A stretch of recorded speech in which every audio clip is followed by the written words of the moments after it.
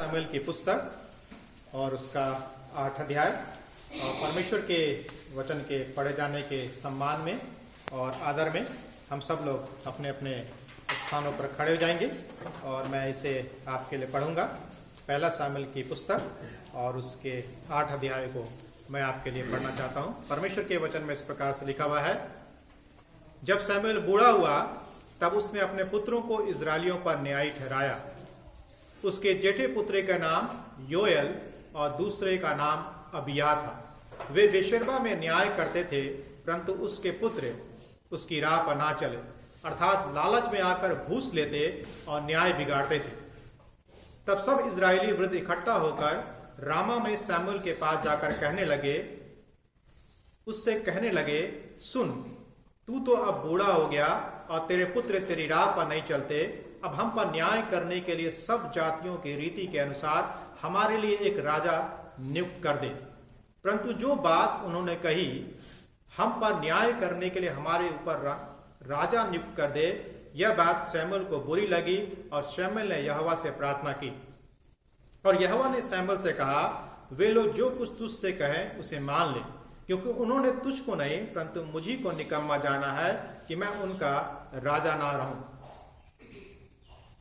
जैसे जैसे काम वे उस दिन से, जब से मैं उन्हें मिस्र से निकाल लाया, आज के दिन तक करते आए हैं कि मुझको त्याग कर पराये देवताओं की भी उपासना करते आए हैं, वैसे ही वे तुझसे भी करते हैं। इसलिए अब तू उनकी बात मान, तो भी तू गंभीरता से उनको भली भांति समझा दे और उनको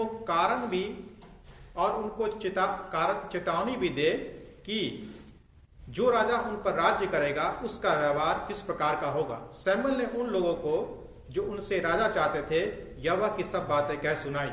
उसने कहा, जो राजा तुम पर राज्य करेगा उसकी यह चाल होगी, अर्थात वह तुम्हारे पुत्रों को लेकर अपने रथों और घोड़ों के काम पर नौकर रखेगा और वे उसके रथों के आगे आगे दौड़ा करेंगे। फिर वह उनको 1000 और 50 के ऊपर प्रधान बनाएगा और कितनों से वह अपने हल जुतवाएगा और अपने खेत कटवाएगा और अपने लिए युद्ध के हथियार और रथों के साज बनवाएगा। फिर वह तुम्हारी बेटियों को लेकर उनसे सुगंध द्रव्य और रसोई और रोटियां बनवाएगा। फिर वह तुम्हारे खेतों और दाख और जैतून की बारियों में से जो अच्छी से अच्छी होंगी उन्हें लेकर अपने कर्मचारियों को देगा। फिर वह तुम्हारे बीज और दाख की बारियों का 10वां अंश लेकर और अपने हाकिमों और कर्मचारियों को देगा। फिर वह तुम्हारे दास दासियों को और तुम्हारे अच्छे से अच्छे जवानों को और तुम्हारे गधों को भी लेकर अपने काम में लगाएगा। वह तुम्हारी भेड़ बकरियों का भी 10वां अंश लेगा। इस प्रकार तुम लोग उसके दास बन जाओगे और उस दिन तुम अपने उस चुने हुए राजा के कारण दुहाई दोगे, परंतु यहोवा उस समय तुम्हारी ना सुनेगा। तो भी उन लोगों ने शमूएल की बात ना सुनी और कहने लगे, नहीं, हम निश्चय अपने लिए राजा चाहते हैं, जिससे हम भी और सब जातियों के समान हो जाएं और हमारा राजा हमारा न्याय करे और हमारे आगे आगे चलकर हमारी ओर से युद्ध किया करे। लोगों की ये सब बातें सुनकर शमूएल ने उन्हें यहोवा के कानों तक पहुंचाया और यहोवा ने शमूएल से कहा, उनकी बात मानकर उनके लिए राजा ठहरा दे। तब शमूएल ने इजरायली मनुष्य से कहा, तुम सब अपने अपने नगर को चले जाओ। ये परमेश्वर का वचन है। आप अपने स्थानों पर बैठ सकते हैं। प्रार्थना करेंगे। परमेश्वर पिता, धन्यवाद करते हैं कि आप हमारे राजा हैं, हमारे जीवन के आत्मिक राजा हैं। होंदे परमेश्वर पिता कि हम अपने जीवन में हमेशा एक राजा के रूप में, एक स्वामी के रूप में और एक सच्चे परमेश्वर के रूप में आपके नाम को महिमा दे सके। आपका वचन आज हमारे जीवन से बातचीत कर सके और हम इस बात को समझने वाले हो सके कि आपका वचन आज हमें और हम सब लोगों को क्या सिखाना चाहता है। प्रार्थना को प्रभु यीशु मसीह के नाम से मांगते हैं, आमीन। जब आप प्रार्थना करते हैं तो सावधान रहे कि आप क्या मांगते हैं। जब आप प्रार्थना करते हैं तो सावधान रहे कि आप क्या मांगते हैं। दूसरे शब्दों में यदि हम इसको बोलना चाहें तो हम इसको इस प्रकार से बोल सकते हैं कि जब भी आप परमेश्वर के पास आते हैं अपने निवेदनों को लेकर के, अपने विनतियों को लेकर के, आपको सावधान रहने की आवश्यकता है कि आप परमेश्वर से क्या मांगते हैं। कई दफा जो कुछ भी हम परमेश्वर से मांगते हैं उसमें हम सावधान नहीं रहते, उसमें हम ध्यान नहीं देते।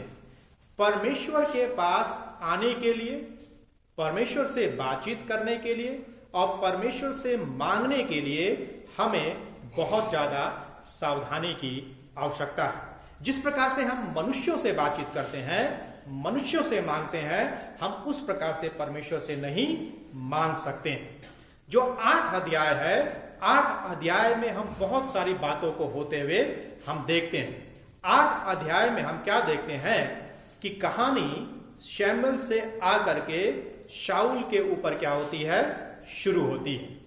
न्याय से अब एक प्रकार से राजा के युग की क्या हो रही है, शुरुआत हो रही है। इज़राइल जो परमेश्वर के ऊपर केंद्रित था, अब वो राजतंत्र की ओर क्या कर रहा है, जा रहा है। परमेश्वर पहले उनका राजा था, अब उन्होंने एक मानवीय राजा की क्या करी, मांग करी।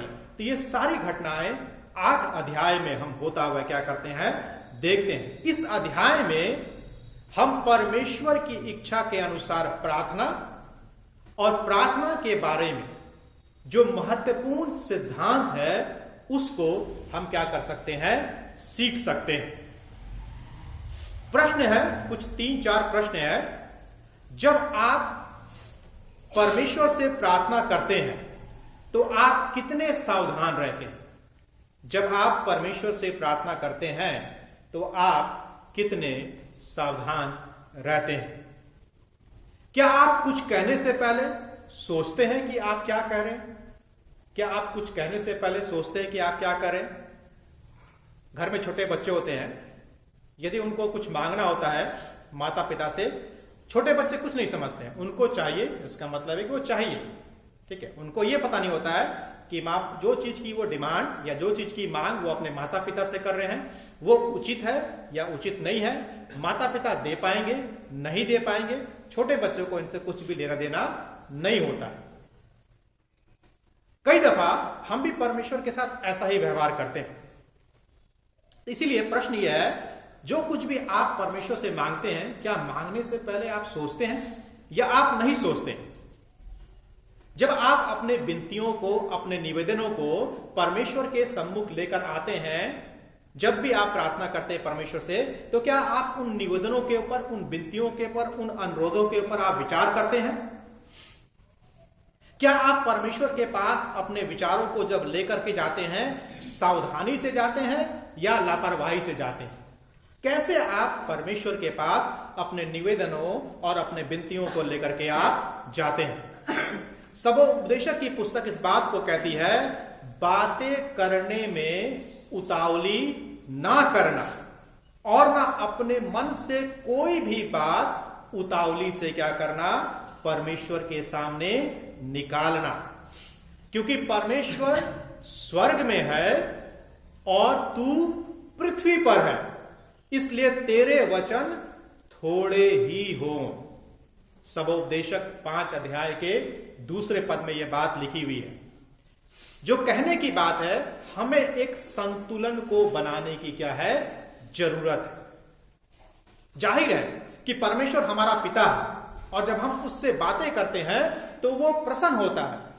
परमेश्वर हमेशा प्रसन्न होगा जब भी हम उससे क्या करेंगे, बातचीत करेंगे। यदि हम परमेश्वर से बातचीत नहीं करेंगे तो परमेश्वर कभी भी हमसे प्रसन्न नहीं होगा। आदम और हव्वा के लिए वो पहला दिन था जब उन्होंने परमेश्वर से बात करने के लिए अपने आप को क्या कर लिया था, छिपा लिया था। जब उन्होंने क्या किया था, पाप किया था। तो परमेश्वर बातें करने से क्या होता है, प्रसन्न होता है। क्योंकि परमेश्वर ने हमें उसी लिए बनाया था कि हम उसके साथ क्या करें, संगति करें।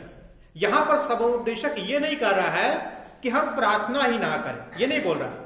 ना ही ये बोल रहा है कि हम अधिक प्रार्थना ना करें, लेकिन वो इस बात को स्मरण दिला रहा है कि परमेश्वर हमारा स्वर्गीय पिता है और हमें इस बात पर विचार करने की आवश्यकता है कि जब भी हम प्रार्थना करने के लिए परमेश्वर के पास आते हैं या परमेश्वर के पास जाते हैं तो हम कैसे जाते हैं।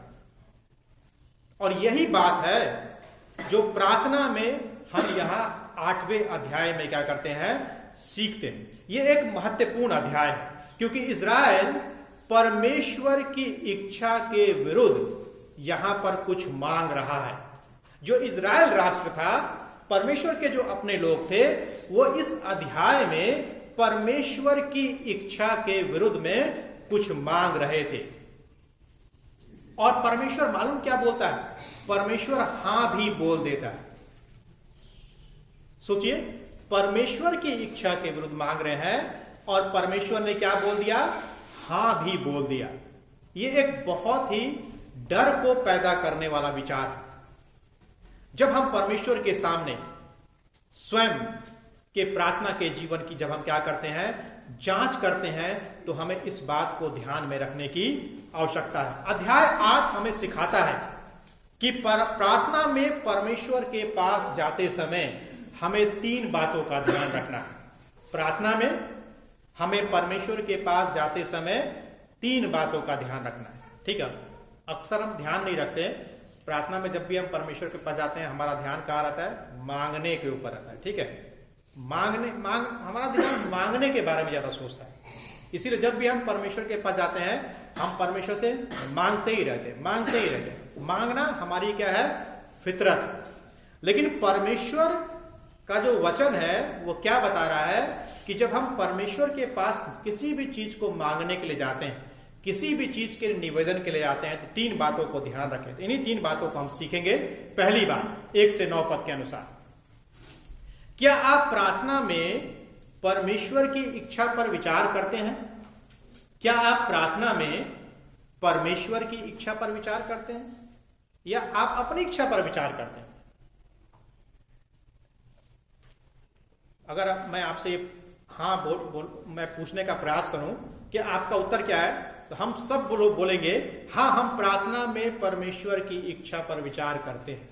लेकिन वास्तव में ऐसा नहीं होता है। हम प्रार्थना में परमेश्वर की इच्छा पर विचार नहीं करते। सिर्फ एक ही व्यक्ति था बाइबल में जिसने हमेशा प्रार्थना में परमेश्वर की इच्छा पर विचार किया, और वो था स्वयं प्रभु यीशु मसीह। यहां पर परमेश्वर के लोग क्या कर रहे हैं? प्रार्थना में परमेश्वर की इच्छा पर विचार नहीं कर रहे, अपनी इच्छा को परमेश्वर के ऊपर थोप रहे हैं। अपनी इच्छा के ऊपर क्या कर रहे हैं? विचार कर रहे हैं।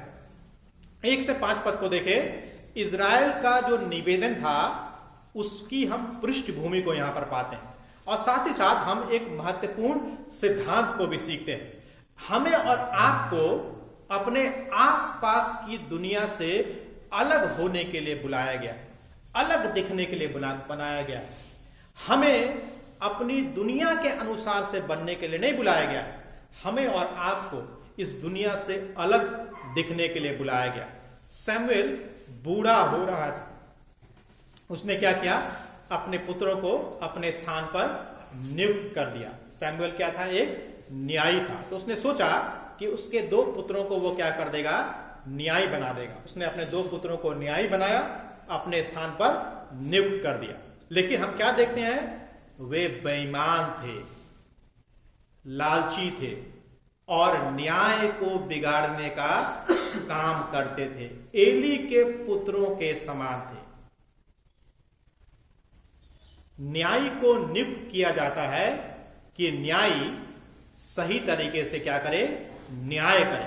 कोई भी व्यक्ति इस संसार का जो न्यायाधीश है, जो न्यायी है, जो न्याय करता है, हम उसके जीवन में इन सब बातों को नहीं देखना चाहेंगे कि न्यायी बेईमान हो, न्यायी लालची हो, ठीक है, न्यायी रिश्वत ले। हम ऐसे न्यायी को पसंद नहीं करते हैं। लेकिन हम शमूएल के पुत्रों के जीवन में हम इन सब बातों को क्या करते हैं? देखते हैं। इसी कारण से जो इजरायली लोग थे, परमेश्वर के लोग थे, वे खुश नहीं थे। इसलिए जो बुजुर्ग लोग थे उन्होंने शमूएल से भेंट करी। उन्होंने शमूएल को उसके पुत्रों के बारे में बताया, उनके व्यवहार के बारे में बताया, और उन्होंने उससे क्या किया? निवेदन किया, विनती किया कि अन्य सभी राष्ट्रों के समान हमारे लिए भी एक राजा नियुक्त कर दे, जो हमारी क्या करे? अगुवाई करे, हमारा न्याय करे, हमारी बातों को क्या करे? सुने।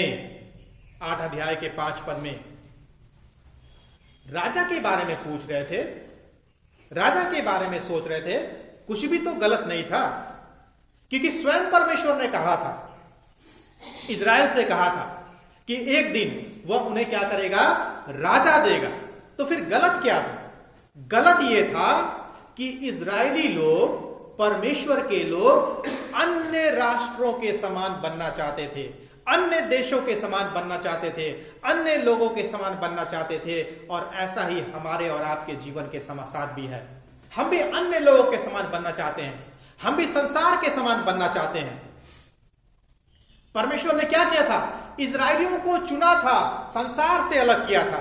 हमें और आपको भी परमेश्वर ने चुना है, संसार से अलग किया है। संसार के अनुसार बनने के लिए नहीं चुना है, संसार से अलग किया है कि हम संसार के अनुसार नहीं, लेकिन हम परमेश्वर के अनुसार क्या करें, जीवन को जिए।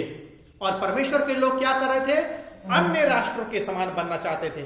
जैसा अन्य राष्ट्र के लोग करते थे वैसा ही करना चाहते थे। और आज हम और मसीही लोग भी ऐसा ही करते हैं, हम विश्वासी लोग भी ऐसा ही करते हैं। कहने को हम विश्वासी हैं, कहने को हम वचन को पढ़ते हैं, कहने को हम प्रार्थना करते हैं, कहने को हम संडे को चर्च में आते हैं, प्रार्थना सभा में भाग लेते हैं, सुसमाचार का प्रचार करते हैं, लेकिन कई दफा हमारे जीवन संसार के लोगों के समान होते हैं, उन लोगों के समान होते हैं जो परमेश्वर की इच्छाओं के विपरीत अपने जीवन को क्या करते हैं, जीवन जीते हैं। परमेश्वर ने लय व्यवस्था की पुस्तक में कहा था, परमेश्वर ने अपने लोगों को, तुम लोग मेरे लिए पवित्र लोग हो, मैं यहोवा पवित्र हूं, मैंने तुम्हें अन्य जातियों में से चुना है, अपना निज धन होने के लिए मैंने क्या कर लिया, तुमको अलग कर लिया है। लय व्यवस्था 20 अध्याय के 26 पद में।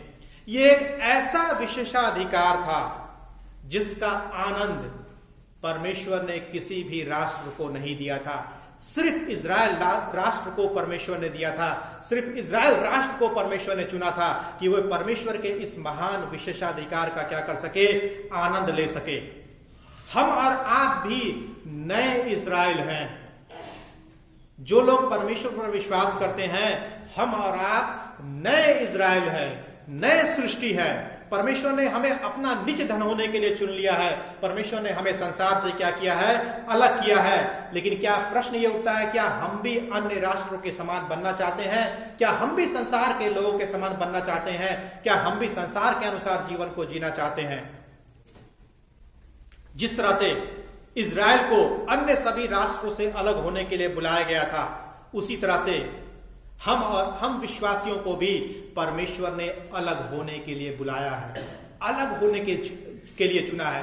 प्रभु यीशु मसीह इस संसार में इसलिए आया ताकि हमें संसार से निकाल सके, मनुष्य के पुत्रों से परमेश्वर के पुत्र और पुत्रियां क्या कर सके, हमें और आपको बना सके। लेकिन हम अभी भी मनुष्य के पुत्र और पुत्रियां बनने का क्या करते हैं, प्रयास करते हैं। हम परमेश्वर के पुत्र और पुत्रियों के समान अपने जीवन को जीने का प्रयास नहीं करते हैं। हम मिश्रण पसंद करते हैं, मिक्सअप होना पसंद करते हैं। ठीक है, हम यानी संसार में भी रहना चाहते हैं और परमेश्वर के अनुसार भी रहना चाहते हैं। नहीं, ऐसा नहीं हो सकता। दो नाव पर आप पैर नहीं रख सकते, दो स्वामियों की आप सेवा नहीं कर सकते। आपको चुनना पड़ेगा कि आप संसार से अपने आप को अलग करेंगे और परमेश्वर के अनुसार जिएंगे, या आप ये चाहते हैं कि संसार के अनुसार भी जीवन को जीऊं, संसार की भी आशीषों का आनंद लूं और परमेश्वर की भी आशीषों का आनंद लूं। फिर ये नहीं हो सकता, परमेश्वर के वचन के अनुसार तो नहीं हो सकता। परमेश्वर जो जीवित वचन, जिसका जो जीवित वचन है, जो जीवित परमेश्वर है, उसके साथ ऐसा नहीं हो सकता। आप प्रार्थना में परमेश्वर के पास कैसे जाते हैं? इजराइल ने सैमुएल को अस्वीकार किया, इसका मतलब था वो स्वयं परमेश्वर को अस्वीकार कर रहे थे, जबकि परमेश्वर उनका असली राजा था। लेकिन वो एक विकल्प की मांग कर रहे थे।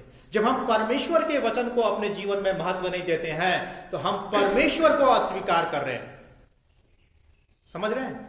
जब हम परमेश्वर के वचन को नहीं पढ़ते हैं, परमेश्वर के वचन के अनुसार अपने जीवन को नहीं जीते हैं, परमेश्वर के वचन को महत्व नहीं देते हैं, तो इसका मतलब है कि हम परमेश्वर को अस्वीकार कर रहे हैं, परमेश्वर की इच्छाओं को अस्वीकार कर रहे हैं और परमेश्वर को अपने जीवन में क्या कर रहे हैं, महत्व नहीं दे रहे हैं। राजा की मांग करना पूरी तरह से गलत नहीं था, लेकिन समय गलत था। वे गलत राजा की मांग कर रहे थे और गलत समय पर पूछ रहे थे। कई दफा हम भी ऐसा ही करते हैं, परमेश्वर से गलत समय पर मांगते हैं, गलत चीजों की मांग करते हैं और गलत चीजों को पूछते हैं। और ऐसा ही परमेश्वर के लोग भी कर रहे थे। वे एक राजा चाहते थे और वे इस मामले में परमेश्वर के ठहराए हुए समय का इंतजार नहीं कर रहे थे। परमेश्वर ने बोला था पहले ही से उनके मांगने से पहले परमेश्वर ने बोला था कि वो उनको एक राजा देगा। लेकिन क्या था, वो हमारे और आपके समान लोग थे। वे भी ठहरना नहीं चाहते थे, गलत समय पर मांग रहे थे, गलत राजा की मांग कर रहे थे। वे प्रतीक्षा करना नहीं चाहते थे, इंतजार करना नहीं चाहते थे, सब्र नहीं था उनके जीवन में। यदि वे प्रतीक्षा करते, इंतजार करते, तो परमेश्वर अपने समय अनुसार में उनको एक राजा देता, ऐसा राजा जो संसार के राजाओं से फर्क होता, ऐसा राजा जो दाऊद राजा के समान होता, जो उसके मन के अनुसार होता। और आगे चल करके परमेश्वर ने एक राजा को दिया, और जब राजा को दिया, उस राजा को तो अस्वीकार कर दिया। संसार के राजा को स्वीकार करने की कोशिश करी परमेश्वर के लोगों ने। जब परमेश्वर ने उनको राजाओं का राजा दिया, प्रभुओं का प्रभु दिया, उस राजा को क्या कर दिया उन्होंने? क्रूस पर चढ़ा दिया। परमेश्वर के लोगों ने ही राजा की मांग करी थी। लेकिन जब परमेश्वर ने उनको राजा दिया अपने समय अनुसार में, प्रभु यीशु मसीह के रूप में, जिसको हम जानते हैं कि प्रभु यीशु मसीह प्रभुओं का प्रभु है, राजाओं का राजा है, उस राजा को क्या कर दिया? लोगों ने क्या कर दिया? क्रूस पर चढ़ा दिया। हम और आप भी प्रभु यीशु मसीह को क्रूस पर चढ़ाते हैं। ऐसा नहीं कि हम नहीं चढ़ाते हैं, हम अपने कार्यों के द्वारा से, अपने वचनों के द्वारा से, अपने जीवन के द्वारा से, अपने जीवन में की गई गलतियों के द्वारा से, जब हम परमेश्वर की इच्छाओं को अपने जीवन में पूरा नहीं करते हैं, तो एक प्रकार से हम भी प्रभु यीशु मसीह को क्रूस पर चढ़ा देते हैं। जैसा कि परमेश्वर के लोगों ने भी नए नियम के समय काल में परमेश्वर के पुत्र को क्या कर दिया? क्रूस पर चढ़ा दिया। जब राजा दिया तो राजा को स्वीकार नहीं किया, मानवीय राजा को क्या कर लिया? स्वीकार कर लिया। हम भी अपने जीवन में मानवीय राजा चाहते हैं। हम अपने जीवन में मानवीय राजा चाहते हैं। जो परमेश्वर जो है, जो राजाओं का राजा है, उसको नहीं चाहते, सिर्फ राजा चाहते हैं। अरे भैया, राजा चाहिए तो राजाओं के राजा को स्वीकार करें ना, प्रभुओं के प्रभु को स्वीकार करें। हमें यह समझने की जरूरत है कि परमेश्वर से मदद मांगने और मदद करने का तरीका बताने में बहुत बड़ा अंतर, ठीक है। परमेश्वर के लोग परमेश्वर से मदद नहीं मांग रहे थे, मदद करने का तरीका बता रहे थे। वो परमेश्वर को उपाय बता रहे थे कि परमेश्वर ऐसे तरीके से तू हमको राजा दे, ठीक है। यानी राजा भी मांग रहे हैं और अपना तरीका बता रहे हैं, ठीक है। परमेश्वर हमारे तरीकों से काम नहीं करता है, परमेश्वर अपने तरीके से काम करता है। और हम परमेश्वर को तरीका बताना चाहते हैं, हम अपने तरीके से परमेश्वर को बताना चाहते हैं, ऐसा कर परमेश्वर तो सही है। इजराइल की एक समस्या थी, सैमुएल बूढ़ा हो रहा था, उसके पुत्र उसके मार्गों पर नहीं चल रहे थे। वे अपनी समस्या केवल परमेश्वर के पास लाने के बजाय परमेश्वर से मदद मांग रहे थे। अपनी योजनाओं के साथ परमेश्वर के पास आए थे, लेकिन उन्होंने मांग किया कि परमेश्वर हमारे तरीके से काम कर। हम भी परमेश्वर के पास बहुत सारे निवेदनों को लेकर के आते हैं और अपने हिसाब से बोलते हैं, परमेश्वर ऐसा करना, ठीक है, ऐसा करना, इस तरीके से परमेश्वर काम करना। हमारे तरीके से परमेश्वर नहीं काम करता है। परमेश्वर ने हमको बनाया है कि हम उसके तरीके से काम करें, लेकिन हम परमेश्वर को अपने तरीके से काम करना हम चाहते हैं कि परमेश्वर हमारे तरीके से काम करे। परमेश्वर हमारे तरीके से कैसे काम करेगा? परमेश्वर ने आपको बनाया कि आपने परमेश्वर को बनाया? परमेश्वर ने तो हमको बनाया ना, तो फिर हमको परमेश्वर के तरीके से काम करने की आवश्यकता। और यहां पर परमेश्वर के लोग क्या कर रहे थे? परमेश्वर को तरीका बता रहे थे कि ऐसा काम कर परमेश्वर, तू हमको राजा दे दे, ठीक है, तेरे राजा की हमको आवश्यकता नहीं है, तेरे राजा की हमको जरूरत नहीं है, हमको दे दे ताकि हम भी अन्य राष्ट्र के समान क्या हो जाए? बन जाए। याद रखें, परमेश्वर ने आपको अपने आसपास की दुनिया से अलग होने के लिए बुलाया है। और परमेश्वर की इच्छा को अस्वीकार करने का मतलब है परमेश्वर को अस्वीकार करना। दूसरी बात, 10 से 18 पद के अनुसार, क्या आप प्रार्थना में प्रार्थना के परिणामों पर विचार करते हैं? क्या आप प्रार्थना में प्रार्थना के परिणामों पर विचार करते हैं? परमेश्वर के पास अपनी प्रार्थनाओं को लाते समय आपको 2 प्रश्न अवश्य पूछने चाहिए। जब भी आप प्रार्थना में परमेश्वर के पास आते हैं, आपको 2 प्रश्न पूछना चाहिए। पहला प्रश्न यह है, क्या होगा अगर परमेश्वर हां कहता है? क्या होगा अगर परमेश्वर हां कहता है? और क्या होगा अगर परमेश्वर बाद में ना कहता है? क्या होगा अगर परमेश्वर बाद में ना कहता है? सबसे पहले, अगर परमेश्वर हां कहता है तो क्या होगा? मान लीजिए आप अपनी प्रार्थना को परमेश्वर के पास ला रहे हैं और परमेश्वर ने हां कह दिया तो क्या होगा? 10 से 17 पद को देखिए। सैमुएल ने इजराइल को बार बार चेतावनी दिया कि जिस राजा की वो मांग कर रहे हैं वो लेने वाला राजा होगा, देने वाला राजा नहीं होगा। देने वाला राजा बस एक ही राजा है, ठीक है, वो है प्रभु यीशु मसीह। और प्रभु यीशु मसीह लेने वाला राजा नहीं है, देने वाला राजा है। उसने तो स्वयं अपने आप को दे दिया, अपना जीवन हमारे हाथ में दे दिया। दूसरे शब्दों में सैमुएल इजराइल को उनकी जो निवेदन था उसके परिणाम पर विचार करने के लिए बोल रहा है। वो बोल रहा है कि जो तुम मांग रहे हो उसके परिणाम पर तो विचार करो। लेकिन वो क्या था, उन्होंने दिमाग में बैठा लिया था, नहीं हमको तो राजा ही चाहिए। जबकि परमेश्वर बता रहा था कि अगर वो हां बोलेगा तो उसके गंभीर परिणाम होंगे। सैमुएल लोगों से कहता है, इजरायली एक राजा चाहते थे क्योंकि वे अपने शत्रुओं से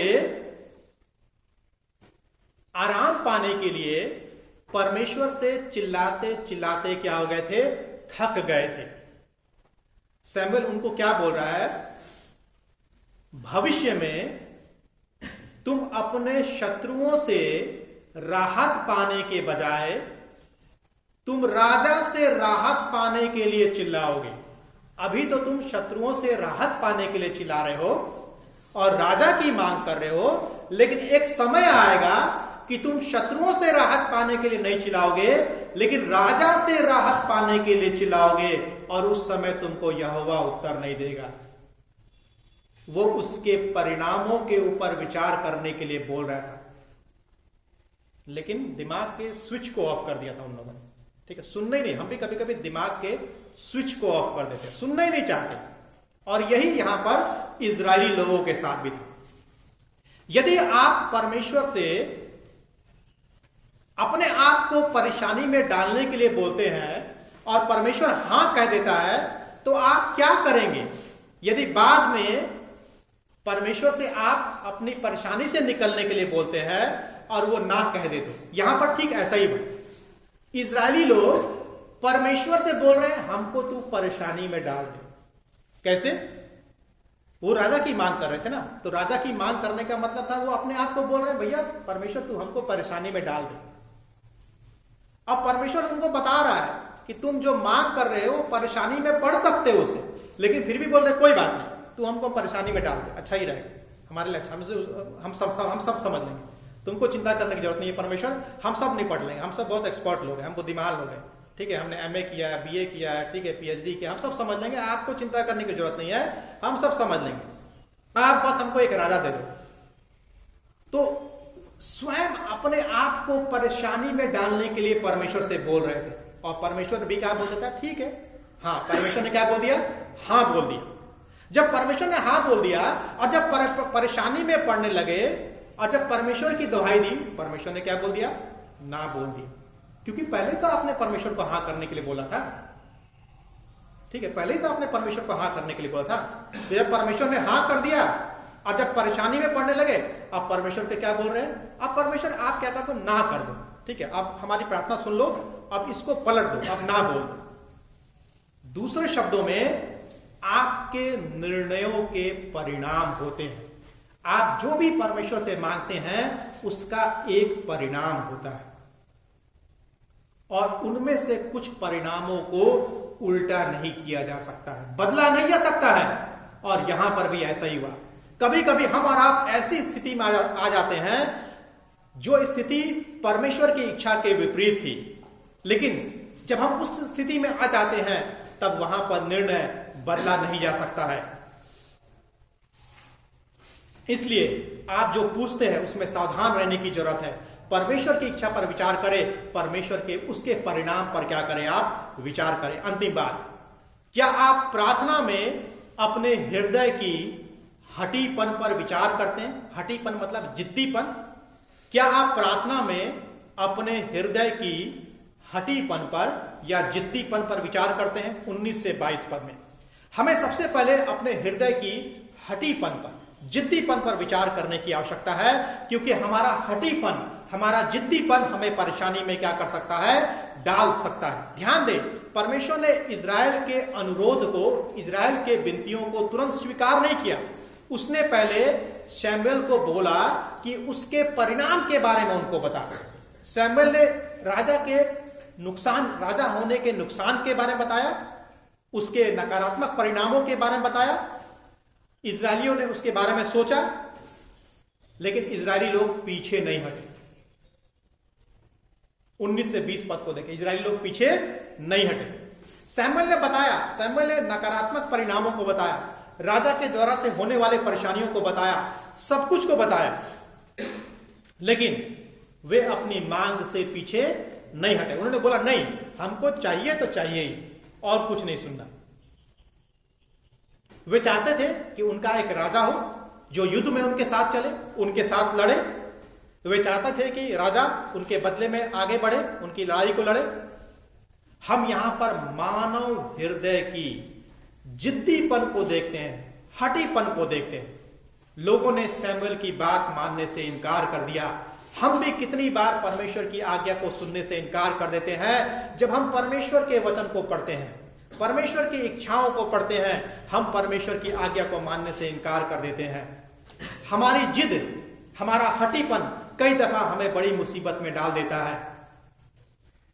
परमेश्वर का हां वास्तव में आपके लिए परमेश्वर का अनुशासन हो सकता है। 21 से 22 पद को देखिए। जब हम हठी होते हैं तो परमेश्वर हमें प्रेम पूर्वक आगे बढ़ने के लिए या मदद करने के लिए हमें अनुशासित करता है, और कई दफा वह हमारे गलत अनुरोध के लिए, यानी जब हम गलत तरीके से परमेश्वर से मांगते हैं, गलत तरीके से जब हम परमेश्वर से निवेदन करते हैं, तो वो हमें अनुशासित करने के लिए हां भी बोल देता है। जब हम गलत चीजों को मांगते हैं तो परमेश्वर हां बोल देता है। क्यों? क्योंकि परमेश्वर हमें और आपको अनुशासित करना चाहता है, क्योंकि हम सीखना ही नहीं चाहते। जब सीखना ही नहीं चाहते हैं तो परमेश्वर क्या बोलेगा? हां ही बोलेगा, हां बोल देता है, और परमेश्वर उसके द्वारा से हमें क्या करता है? अनुशासित करता है। और यही काम परमेश्वर ने इजरायलियों के साथ किया।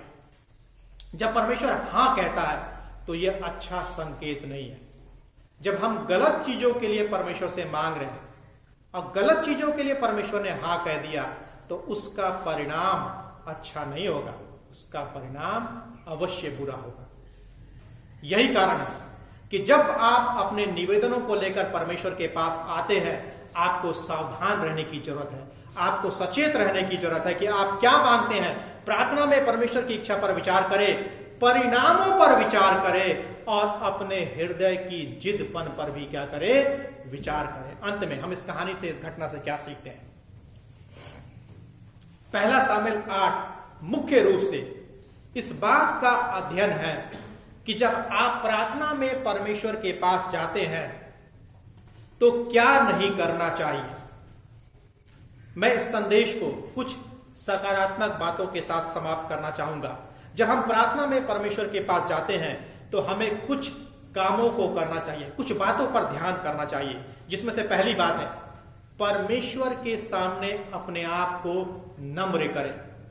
उस जिद्दी हृदय को, जब हम परमेश्वर के सामने अपने आप को नम्र करते हैं तो एक प्रकार से हम अपने हटीलेपन को, अपने जिद्दीपन को परमेश्वर के सामने लाते हैं, और परमेश्वर से हम ये बोलते हैं कि परमेश्वर, आप इसको कंट्रोल करें ताकि हम परेशानी में, समस्याओं में ना पड़े। दूसरी बात, सबसे पहले परमेश्वर की इच्छा को खोजे जो प्रभु यीशु मसीह ने किया। जब प्रभु यीशु मसीह इस दुनिया में था, उसने अपने जीवन में परमेश्वर की इच्छा को खोजा। क्या हम अपने जीवन में, अपने प्रार्थना के जीवन में परमेश्वर की इच्छा को खोजते हैं, या हम अपनी इच्छा को परमेश्वर के ऊपर थोपना चाहते हैं और परमेश्वर को बोलते हैं कि परमेश्वर तू ऐसा कर। अंतिम बात, अंत में प्रार्थना के उत्तर के लिए परमेश्वर पर भरोसा करें। प्रार्थना के उत्तर के लिए किस पर भरोसा करें? परमेश्वर पर भरोसा करें। हो सकता हो कि जिस उत्तर के लिए आप परमेश्वर पर भरोसा कर रहे हो वो उत्तर ना हो जिसकी आपने आशा की थी। हो सकता हो कि ये वो उत्तर ना हो जो आप अपने जीवन में चाहते हो, लेकिन फिर भी आपको परमेश्वर पर भरोसा करने की जरूरत है। वह आपसे प्यार करता है और वो सिर्फ केवल यही चाहता है कि आपके लिए सब कुछ अच्छा हो। इसलिए अपने आप को यहोवा के सामने नम्र करें, परमेश्वर की इच्छा को खोजें, प्रार्थना में परमेश्वर के ऊपर भरोसा रखें और प्रार्थना में आप जो कुछ भी मांगते हैं, जो कुछ भी आप निवेदन करते हैं, उसमें आपको सावधान होने की आवश्यकता है। परमेश्वर पिता, धन्यवाद देते हैं आपका इस समय के लिए। धन्यवाद करते हैं परमेश्वर पिता कि आपने हम सबकी सहायता किया, मदद किया कि आप इस खंड के ऊपर विचार कर सकें। होने दे परमेश्वर पिता, प्रार्थना में हम जब भी आपके सामने आए, आपकी इच्छा को जान सके, उसके परिणामों के ऊपर विचार कर सके और आप क्या चाहते हैं उस चीज को हम अपने जीवन में मांगने वाले हो सके। आपकी सहायता मदद चाहते हुए प्रार्थना को प्रभु यीशु मसीह के नाम से मांगते हैं, आमीन।